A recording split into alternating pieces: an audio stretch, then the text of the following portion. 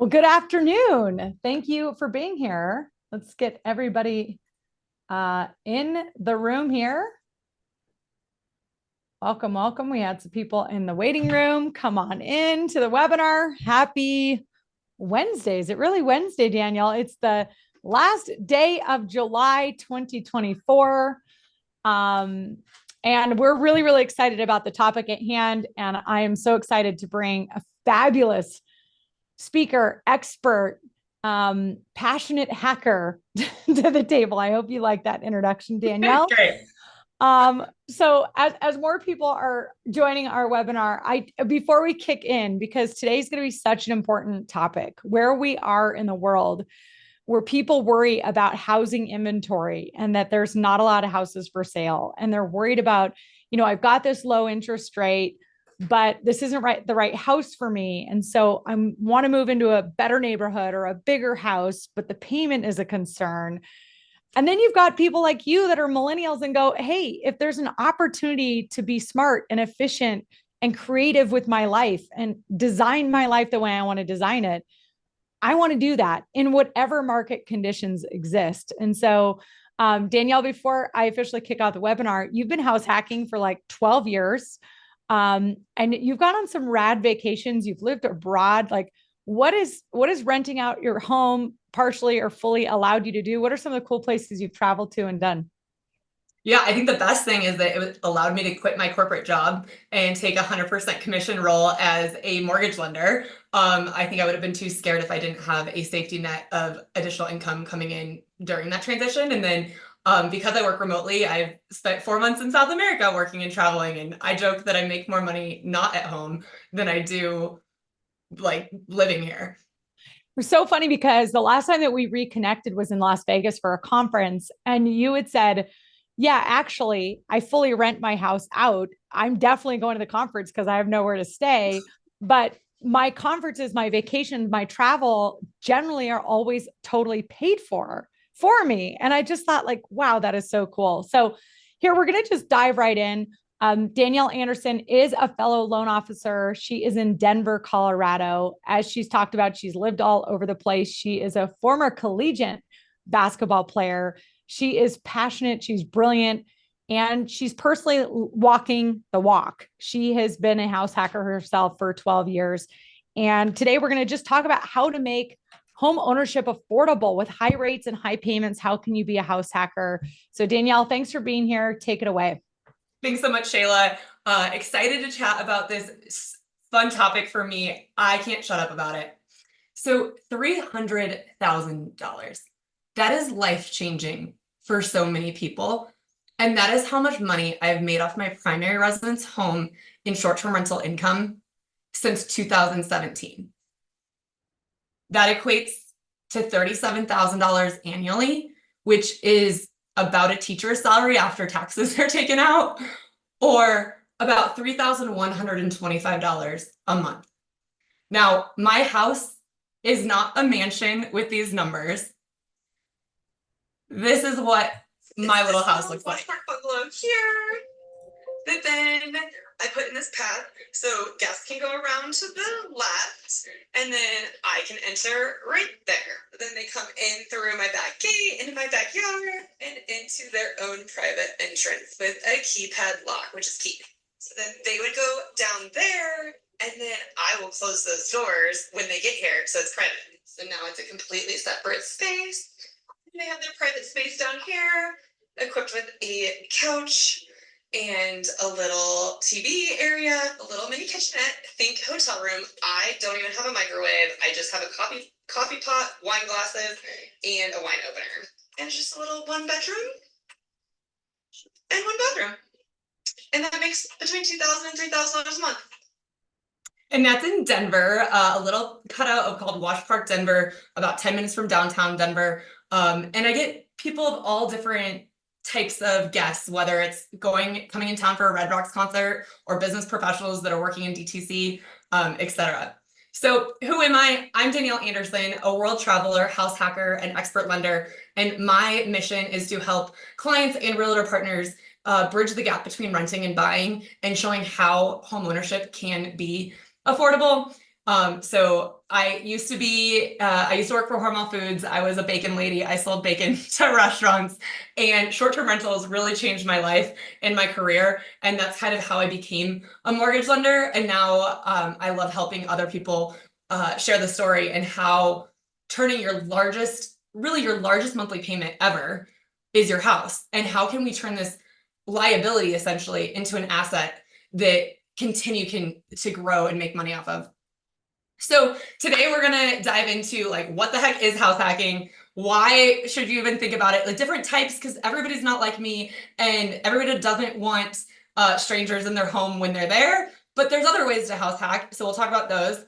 Now, if you're in the market to buy a home, or if you're a realtor, helping people buy homes, what do we need to look for in the types of homes that we can, that can do what I'm doing and that are money-making homes? And then really how much stories of how much you can make off of house hacking and tools I use to help project that. And then diving into the numbers of, should we continue renting? Is renting cheaper than buying? And going into should we wait? Is now a good time to buy?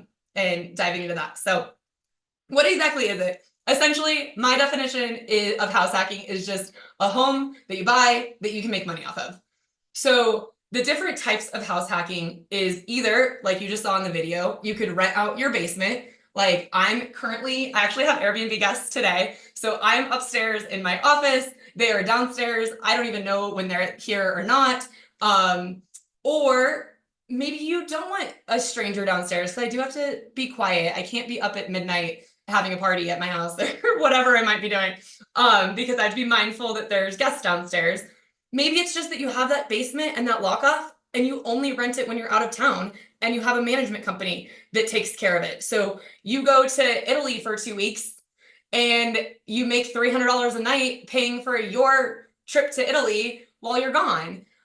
So I feel like in today's world where monthly payments on a mortgage are really expensive, even if you can afford it from a loan officer standpoint or getting pre-approved or pre-qualified, we can qualify somebody at 50% debt to income ratio.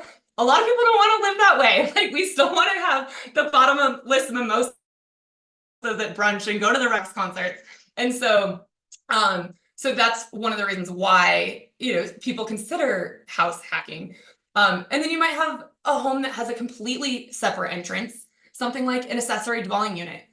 When I think of those type, like a lot of my buyers that are buying up into like the $1.2 million range, well, they're getting $3,500 to $4,500 off of an ADU, making that $7,000 larger payment feel way more comfortable to move from a 2.875 interest rate into a 6.875 interest rate.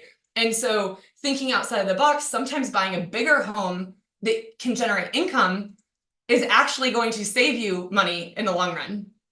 And then there's the traditional way of house hacking. Before Airbnb became a thing, like in 2012, when I bought my first house, I just had 2 other roommates. I lived in the master room, then I had 2 other roommates that lived down the hallway, and it was just friends, and they helped with my mortgage as well. And then one thing that we're not really going to touch on today, especially because I'm in Denver and buying a multifamily is 1.5 or more, is also buying a duplex or triplex or quadplex where you live in one part of that. And why I love it as a house hacking strategy, especially versus a investment, is when you live in a duplex, triplex, or quadplex, you only have to put 5% down as a primary residence purchase, versus if you're an investor, even though the guidelines are really 15%, you're kind of needing to put 25% down just to avoid something called loan level price adjustments. So, so before we get started, if you guys can type in the chat what best describes you. Are you a current homeowner, a future owner, a real estate agent that's just looking to get more knowledge? What is who do we have on today? So Shayla's a current homeowner, also a mortgage lender, leader. Yeah. Any Katie, homeowner and lender. Awesome. Okay, I know we have a lot of real estate agent, current homeowner, because I saw the registration list come in. A realtor. Hi, Andrea. Hi. I was just on a call with Andrea. Andrea is on a Mile High Host board with me for community advocacy. homeowner and real estate agent. Amazing. Okay, great. So how many of you would consider renting out a part of your home? If you just put yes or no, if you're like, yeah, I'm game, or no, that's not for me. All right, lots of yeses. Cool. Andrea is doing it. Andrea, do you know what your average is? She's in the Highlands, Denver. If you don't mind typing in the 33K. Okay, so she's making 33K off a little, I don't even think it's a 1-bedroom, it's a studio. Yeah, a studio, which is freaking amazing. And then what percentage of homeowners, like, do you think are open to doing what I'm doing and what Andrea is doing? And Heidi, love it. We rent out a basement apartment. It pays half of our mortgage. Okay, so Shayla's 55, Andrea 25. This is a trick question as I get to the answer. Anybody else wanted to chime in? 5%? Okay, Val. So this is a trick question because it depends on the survey, but in a CNBC article, about half, 54% of those who own their own home say they'd consider renting it out through a service like Airbnb. A majority of millennials, 55%, and 51% of Gen Z find it highly important to have the opportunity to rent out their part of their home for extra income. And then about 39% for the overall population. So I know we have multiple real estate agents and lenders on this call, and that is powerful. What that means is that every client that inquires about a home, we need to be asking the question, are you open to this idea? Because this changes, oh, I'm going to wait for the next 15 years to buy a home, to, oh, I think this is doable. I think I think I could make it work. If I am making $1,500 or $1,000 or $2,000 off my basement, that monthly payment now is doable. And then also, if you're a client, make sure you're having that conversation with your agent too, or they know what your wants and desires are, because as we go through this, I'm going to share with you what types of things you need to be looking for in homes, because based on what your goals are. If your goal is to be renting out a basement or locking it off when you're away, that's going to be different from a regulation standpoint, from it doesn't have a separate entrance when they're, sending you a list, etc. So all different reasons. I think the biggest thing is not feeling house poor and making homeownership attainable. I know that that's it for me. And right now I'm just addicted. And I call myself a hybrid house hacker, where sometimes I'll have people in my basement. Sometimes I just get tired of it. So I stop having people in my basement and just rent it out when I'm gone. For example, my sister just came to town for a nurse practitioner conference, and we rented a place up in Frisco for 8 days. And then I spent 5 days with my family at our ranch, and I made $2,900 in 12 days just by locking my stuff in an owner's closet and letting the cleaners come in and people stay in my house when I knew I was going to be gone anyway, just like Shayla had mentioned when I went to Vegas. So sometimes I just do that. So that's where my example of house hacking, what I love about short-term renting and house hacking is you don't have to get locked into always having guests in your basement. It can just be like, oh, I want to get my nails done or my Botox or something, and I want a little bit of extra cash. And so I open up my listing on Airbnb. So this is a graph from the National Association of Realtors showing housing affordability. Housing affordability is the worst in almost 4 decades, which essentially means it's much harder to buy a house and afford that monthly payment than it was in the last 40 years. If you're a renter right now, you're not alone in thinking it's very hard. 86% of current renters in the United States say that they want to buy a home, but they just can't afford one. And among the same renters who can't afford to buy a home right now, almost more than half think it's unlikely that they will ever be able to afford a home. That is why I am so passionate about this strategy because I feel like it helps flip the script and lets people think about homeownership differently than they might have before. So we kind of talked about the different types of house hacks. So lock off is what I showed you in the video. Shared space by the room rental. So if you can see in this photo, this was before I installed, oopsies.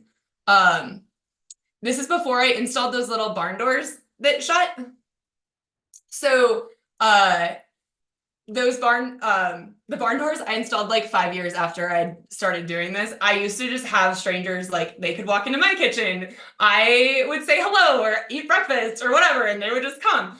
The barn doors, one is important because, so the lock off one helps with profitability. You can charge more per night because on Airbnb, there's two different settings. One, it's either a shared space rental or the other type of rental is completely separate. When you have a lock off with a door that they can't get to, you can't get to their area, then it helps just make it safer for everybody, and more people want a completely separate entrance than people that want a shared space. So you can charge more per night and get a higher occupancy. And then what I was talking about on the whole house. So my parents' house hack. My parents are a great example of this, where they are both retired teachers. They live on a set income, and when they go to Europe, they rent out their house. And so I think it's important for us to think about every type of house hack versus just the millennials or, you know, the people between 25 and 40 that are usually more open-minded. It could be people that are struggling with credit card debt, or they are about to lose their house, or they just lost their job. Like right now, monthly payments are getting higher. I mean, have you guys been to the grocery store lately? Like groceries are getting more expensive. So there's all the different ways that you can be a house hacker. So let's talk about how do you find one? Now, you know, we've kind of shared like why you would do it. So let's dive deep into what to look for. The most important thing is the laws, the rules and regulations. Can I actually do what I want to do? You can't just assume that, oh, the neighbor has an Airbnb on, you know, right next door, so I know that we can do it here. No, a lot of people are operating illegally, which you could buy a house and operate illegally, but I don't think I'd buy a $500,000 home, like knowing that I'm breaking the rules. So what are the city regulations? What are the state regulations? What are the homeowners association regulations? Then you've got the property layout. So what are we looking for? You know, is there capacity for a separate entrance? Just like my house, it's just a single family house. It's zoned as a single family house, and it took me 5 years to figure out, oh, I can put barn doors here. I couldn't wrap my head around how the stairwell, I could lock that off for a while. But, you know, is there lock off ability? It might be a walkout basement, and that's how you enter your home, which I'll show you an example of in just a couple slides. It might be a master suite that has an exterior entrance, and what I think more people think that they need two kitchens. If we go back to my video, you have to think in the mindset of just coffee pot, bathroom, bedroom. Everything else, you don't have to overcomplicate it to start making money. What I also love about this is as you make money through renting out your house, you just continue investing into it and adding interior design or adding the door that separates the space or etc. So you can like update it as you go. It doesn't have to be perfect from the beginning. If the basement's not finished, does it have high ceilings where if you are going to finish the basement, you know, can somebody walk around in there? And then income potential. So I use a tool called AirDNA, which aggregates Airbnb and VRBO data for listings. Now that information is a little bit, they don't do house hackers specifically. They're doing the whole house. So if I do a 1 bed, 1 bath, it's going to think that it's like a 1 bed, 1 bath condo. So we're going to have to adjust the numbers, knowing that there's somebody living upstairs. You're going to have less of a return than what it's showing, but at least it gives us a benchmark.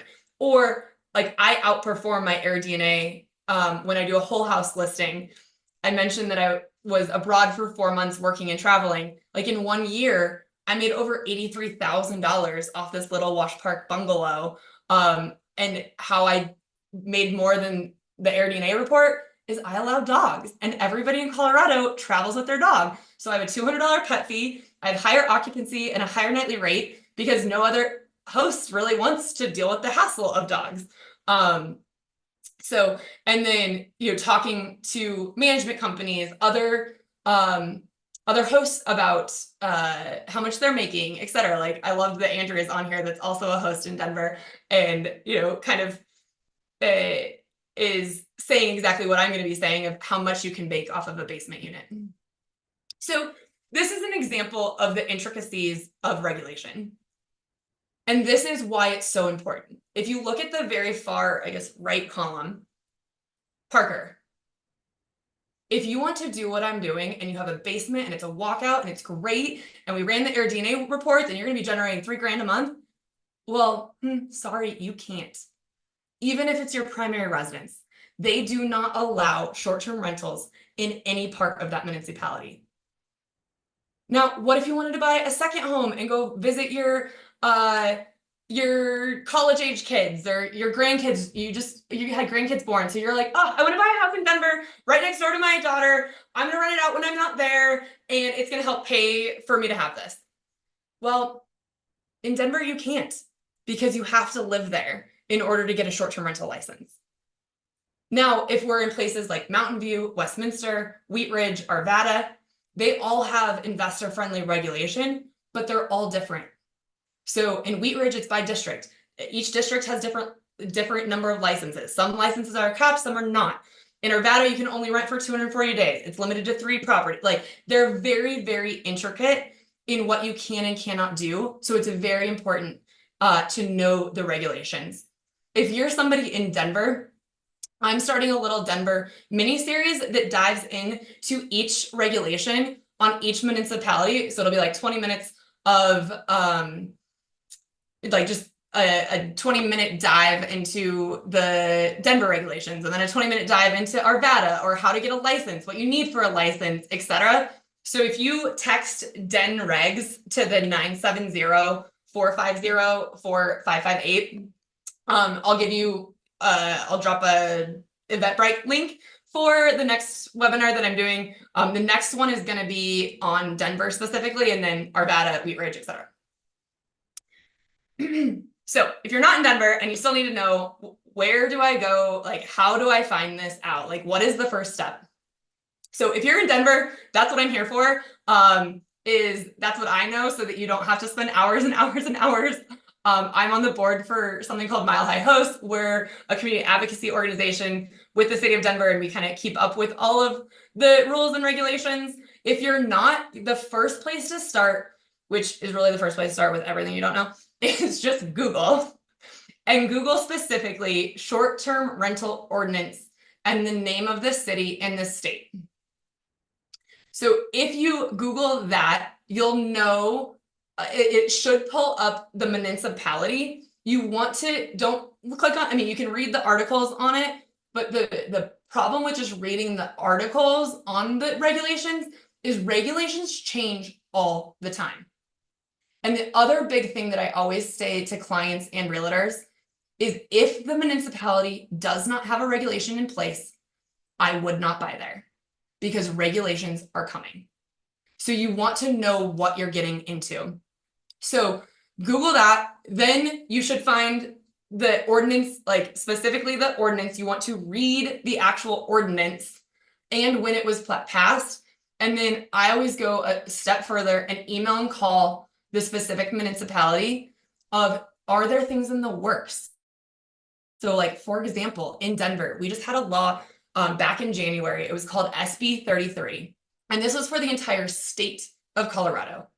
If you were buying an investment property or a second home, essentially it was quadrupling our property taxes from 6% to almost 29%. On average, that would have meant each monthly payment would go up over $1,200 a month. Imagine if you were looking to buy a second home or investment property and you didn't work with a lender or a real estate agent that was in tune with the regulations, and you just closed and that law passed. Your returns just got diminished. Now, thankfully, that law did not pass, but we knew it was coming. So anybody that was looking for a second home or investment, I'm like, hey, we should probably wait till May to see what happens with this, to know, what is going on. So that can happen in any place. So for example, Denver, it used to be where there was no rules in place. Anybody could buy a house, anybody could rent it. And then in 2018, they made it a primary residence rule. Well, if certain municipalities don't have those rules already, they're in the works. I can almost guarantee it.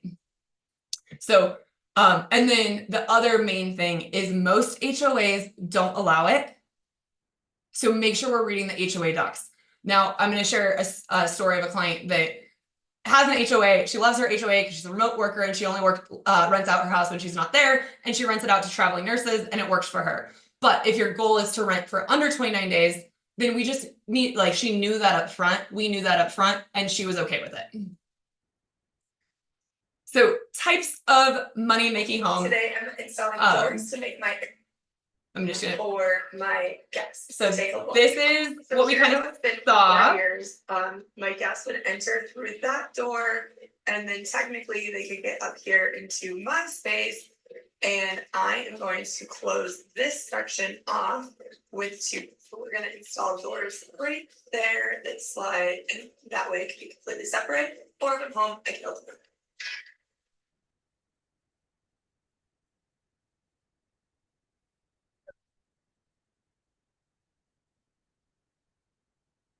It pretty much looks the same, but I can close the doors. Now it's locked, and my upstairs is completely separate from the basement unit. Okay, so that's my house. Then this is a walkout basement. She lives downstairs and has Airbnb guests upstairs. She's generating $4,416 a month in Westminster, Colorado. Her monthly mortgage is $4,300. So essentially, she lives for free in the basement while she has guests upstairs. And at any time, she could flip-flop if she wanted to, if she wanted the bigger space. But she's a single female, and it works for her. She lives in this little door, and then where Sarah is where her Airbnb guests go. I love this because a short-term rental can be anything. It doesn't have to be a basement that your guests are in. You can live in a walkout basement with gorgeous natural light, and it's still a freaking awesome return. So she's making over $4,000 a month. What do we say? $53,000? Yeah. So let's go see what her guests walk into. All right, so if you want to check out these videos, I'm gonna have a link to my Instagram. The full versions are on there. So this is the different types of how much money can you make. So Katie's who I was talking about. She bought a condo for under $300,000 in Denver, and her monthly mortgage is about $1,900, and she's making $2,100. So she just offsets the cost of leaving. Last year, she went on a 3-month trip all around, a road trip around the US, and just had her listing on something called Furnish Finders, which is a site for traveling nurses. In Westminster, she's making $4,500 a month. And the reason that her returns are so much higher is she's got a 3-bed, 2-bath in the upstairs versus mine that you saw was a 1-bed, 1-bath. So this is where, if I'm a client or if I'm a buyer looking to buy a home, or I'm an agent talking about budget, sometimes your budget shifts, right? If you can make $4,500, you probably told your realtor, I don't want to spend any more than $4,500 originally. But if you're making $4,500 off of a unit, you might be comfortable with a monthly payment of $6,000, because then essentially that means you're living for $1,500. The average rent in Denver is over $2,000. So you're actually living in a home you own for cheaper than you would be renting. And then I think one thing that we haven't really talked about is the long-term very much. So Elias he lives in Lakewood, Colorado, and he is making $2,100 off of a long-term lease in his basement. So he is a long-term tenant in his basement that makes that pays him $2,100. So he's essentially living upstairs for $1,500, still cheaper than renting.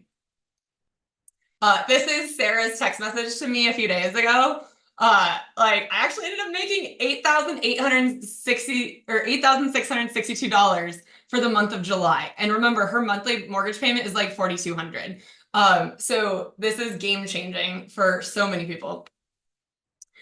If you're interested in connecting on Instagram, you can scan the little QR code, or you can text IG PLZ, like IG please, and we can be friends.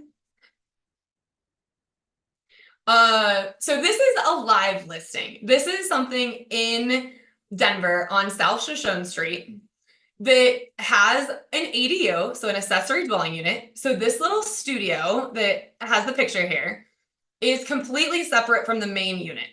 It's got a little kitchenette, a stove and a sink there, and a little mini fridge, and it is for sale for $540,000. So in the listing description, I love it because it actually says that it's a house hack. So for 50% of millennials and Gen Z, it's like ding, ding, ding. They want to do this. It's like, speaking their language. Now, my first question, though, that I ask the listing agent or that I do an online search is it permitted? Because that changed when we go back to the number one thing of regulation. Now, if it's not permitted, it doesn't mean I'm completely out, but maybe it is. It depends on what you're trying to do with it. So, before I get to that straight, so within knowing your regulation in Denver, per the ordinance, if the zoning is not zoned for an ADU and you don't have permits, you might have issues down the line with your short-term rental renewal license. So it's a good question, and it's really important to know your regulation, and then important to know what questions do I ask when I like this property. What do I need to know about it? Now, knowing that, it's like, okay, let's just say I can't get a permit because this one's not permitted. Am I okay with just making $1,500 off of a long-term rental where I also know the long-term rental license rules and they have no issues whatsoever with permitting, but the short-term rental license department has a huge issue with permitting issues. So this is what's called a total cost analysis.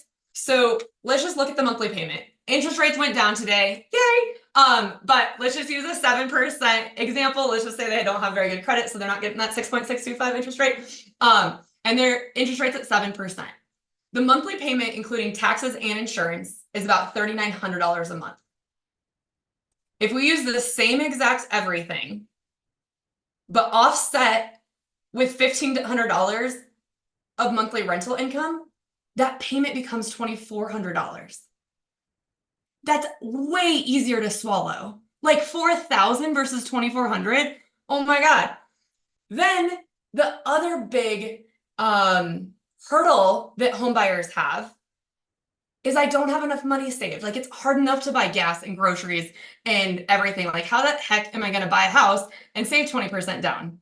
Well, in Colorado, if you make up to $166,000, like you can still get a DPA program of 4%, which this would be for a repeat buyer. And they only have to come into the transaction with $18,000, which includes taxes, insurance, my fee, title fees, everything. And that's at 5% down. If you're at 3% down, that number is even less.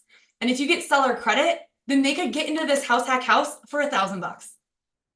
Like that is powerful. And that is what we as industry professionals need to be highlighting to home buyers, because this is what, like when we go back to that slide of 86% don't think it's doable, but I just showed them, or you, if you are the home buyer, maybe, I can't invite, I forgot I had these little automations. And note that it's 5% for a primary versus 15% investment property. So it's way easier to buy a house, rinse and repeat, move every year, get the better interest rate, and build your rental portfolio by just keeping on to that same house. So back to my point of, I just showed them that renting and house hacking is actually cheaper than what they're paying in rent. And they are already affording rent. Not to mention that rent increases every single year. So, but wait, the monthly payment is higher. And what if,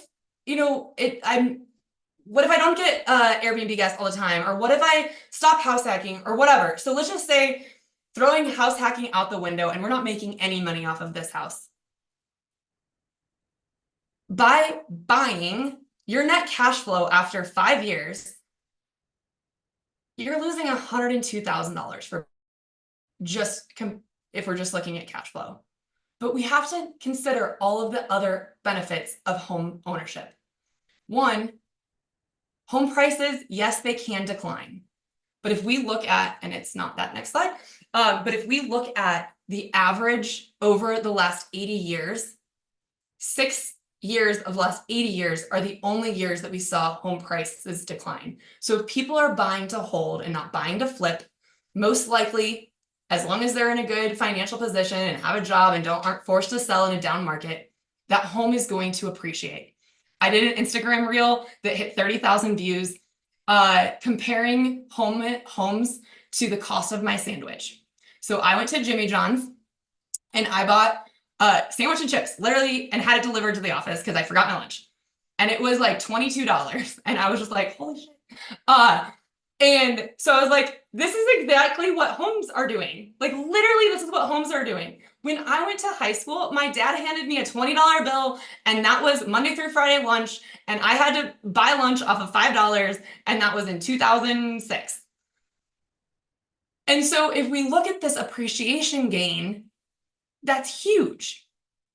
We're looking at $145,000 not year over year, but in 5 years. That is an average forecasted appreciation for Denver at 4.9%, which is a very conservative estimate. If we go back the last 5 years, it's in the double digits. So as long as that home buyer is going to, or you, if you are the home buyer, as long as you keep your house for 3 years and you don't even rent it, it's making more sense to buy.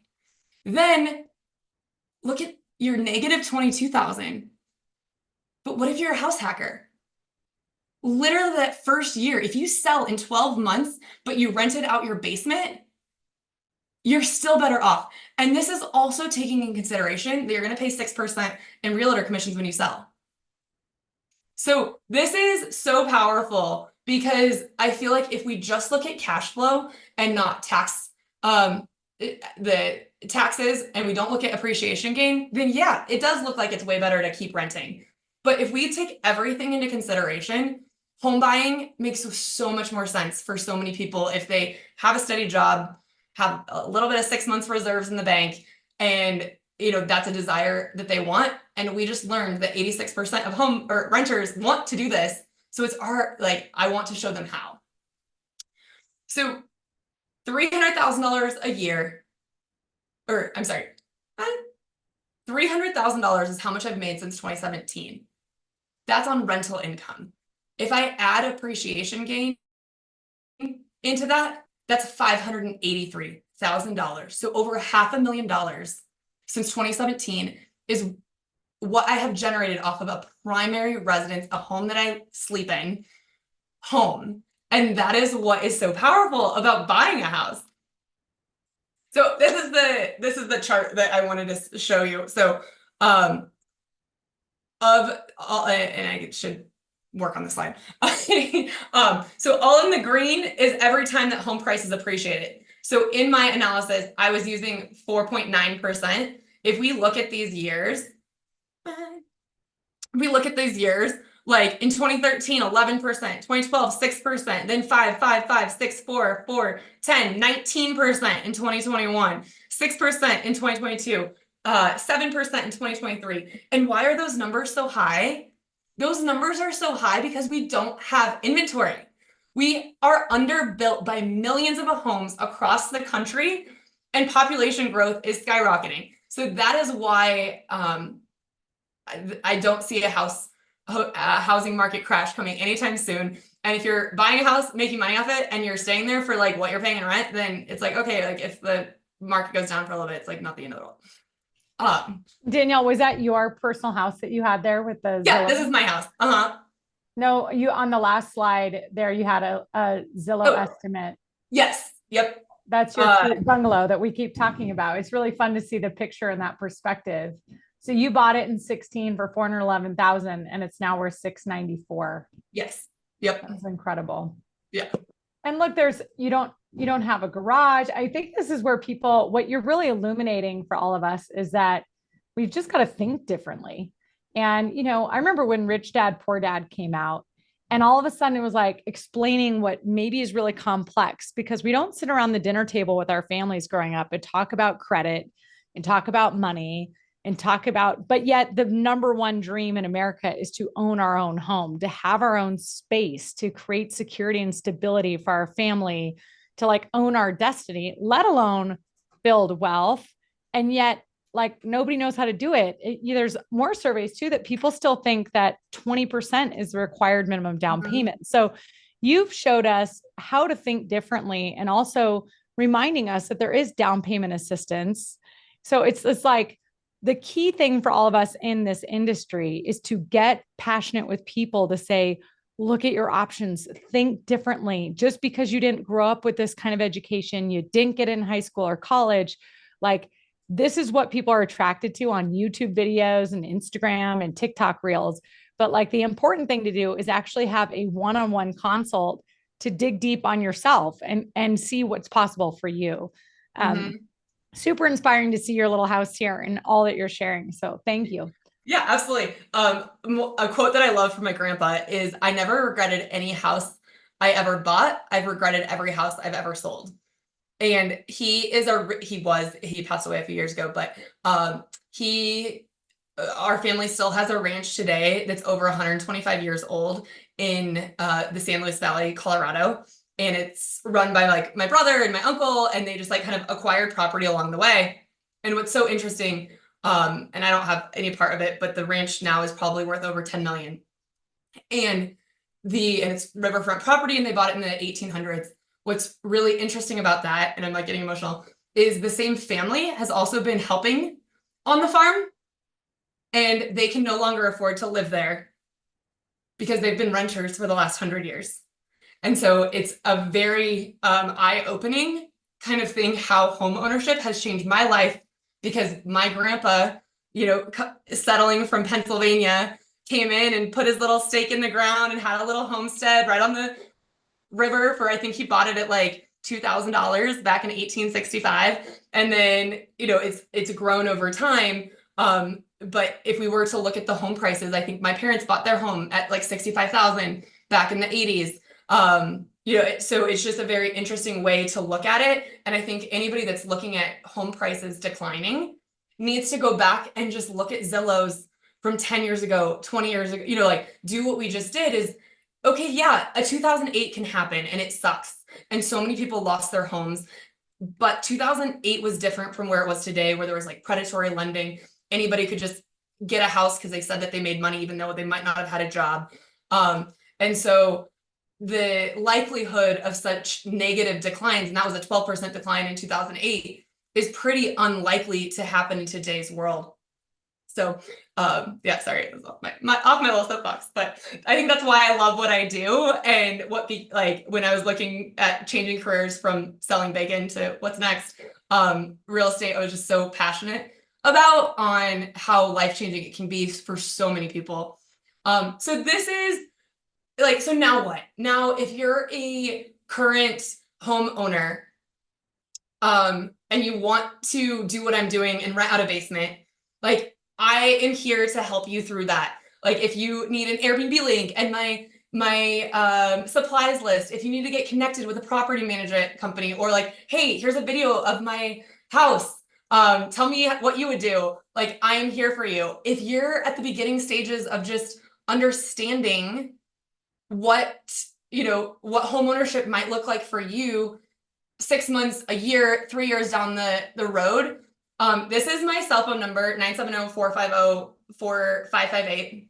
If you text starter hack, if you're like 6 months to 3 years down, I'll know how to help you, I guess. If you text now hack, if you're like, oh my God, I am like ready to buy a house. I need an agent that knows what they're doing. I want to know, what the heck do I qualify for? You can text now hack and I will get you, started on the right path of like, how do we make this dream a reality? If you're an agent on here and you love that this concept can help other people get into homes and you want to build a webinar of your own about this concept, then you can text agent hack and I will help build, something very similar like this. Then I can come on and be a guest speaker or something for you and your database so that you can help people that are struggling with paying their mortgage or that don't know, everybody, I feel like so many of us in the industry have hundreds of people long on who wants to buy but haven't yet. Like, this is something that can help start those conversations up again. And this is for Denver. If you're on Shayla's team, you can also text them at this number, the 775-229-7181, and somebody will definitely help you as well. And I'm here for a resource for if somebody doesn't know if you have questions, Shayla. Well, Danielle, you're so passionate, so knowledgeable, and so generous with your time. And I think all of us that are on this webinar right now are thinking of people that we wish were here. So we will get everybody the recording. I think that for those of us in the industry, we have people we so desperately want to help move forward that feel stuck or frozen, and they're waiting for the election, or they're waiting for the feds, or they're waiting for who knows. And what's unfortunate is that a lot of people who have that fear without this education and without this empowerment, they're finally going to feel comfortable, likely when the rest of the country feels comfortable again. And then now you're competing against 4 and 5 times the competition. So this was very helpful. The motivation for us to do this together was I thought, wow, not only is this a hot buzz topic that people want to know about, but you walk the walk and you have so many examples of your clients and in your business to do this. But selfishly, our team really wanted to be able to articulate with the same level of passion this to our clients, Danielle. And you said, yeah, I'll teach other loan officers how to do this. I'm not trying to go out and build my business in Nevada.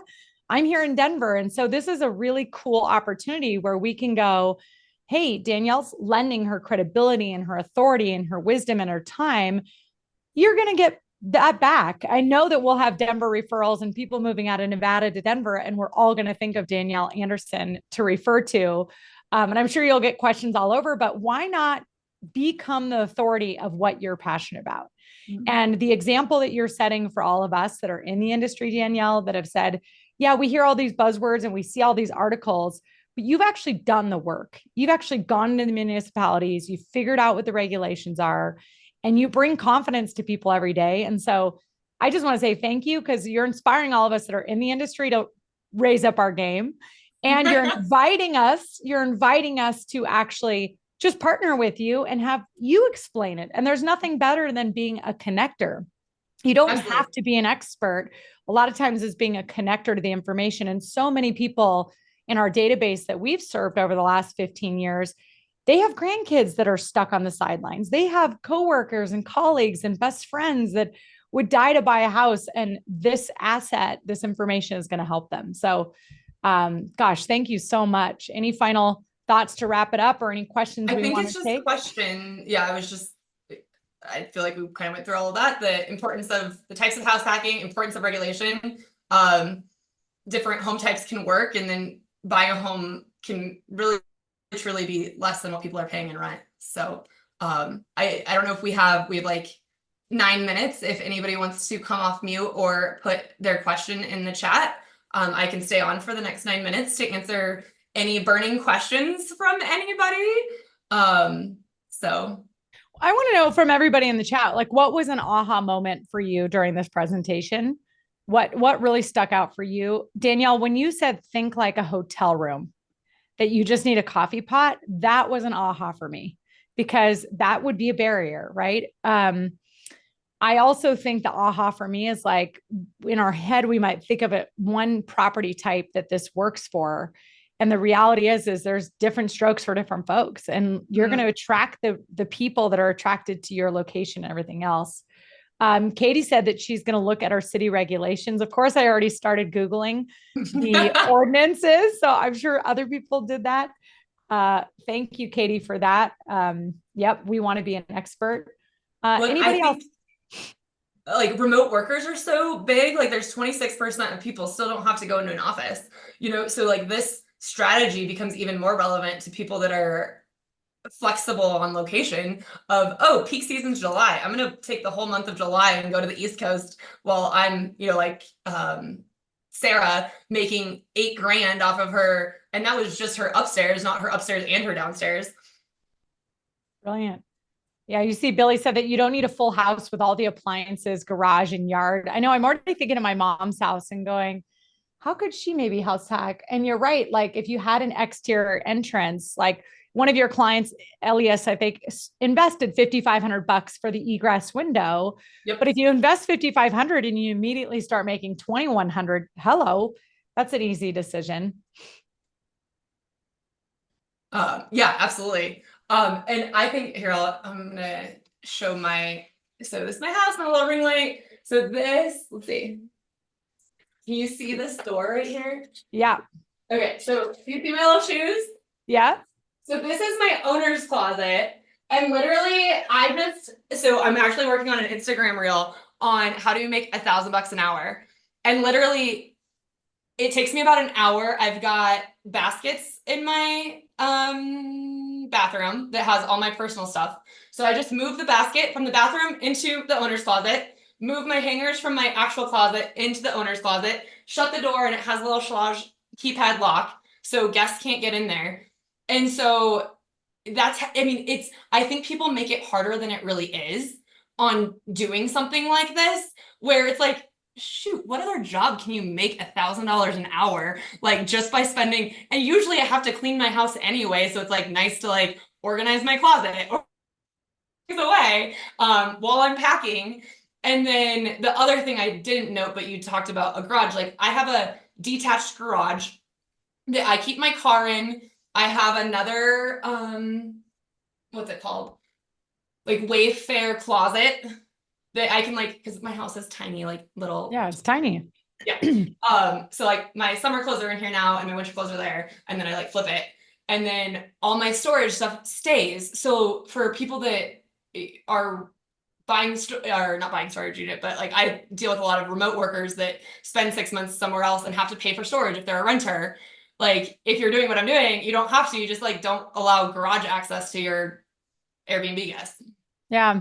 It's actually, you've got to come up with the objections and the fears and then just talk to other people like Danielle that are doing it. And I think there's so many resources out there, but obviously Danielle, you're the resource. You've been doing this for 12 years and you've figured out how to make your life even more efficient with it and it not be a pain in the butt.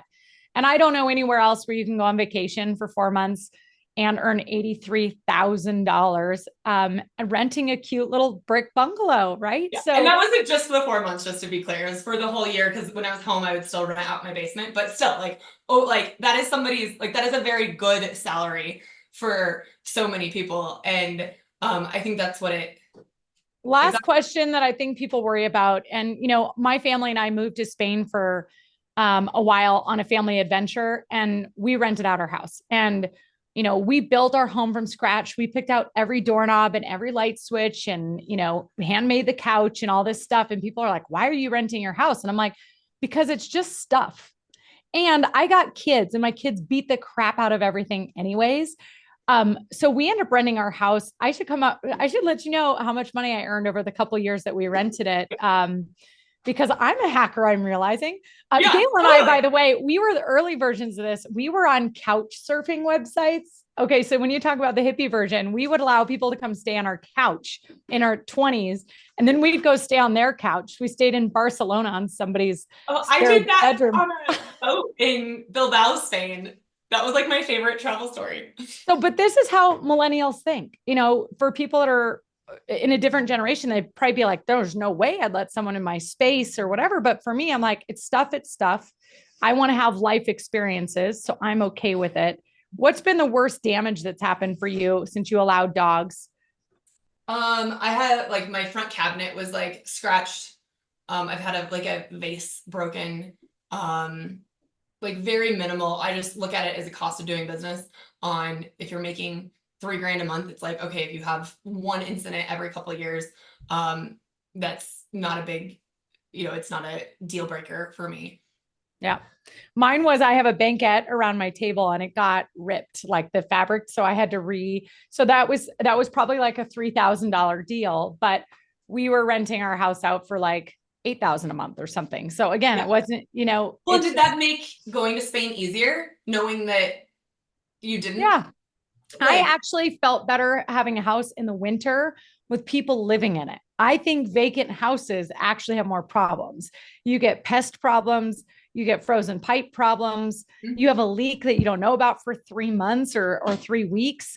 So I actually felt better having my house lived in, even though it was people that were strangers to me.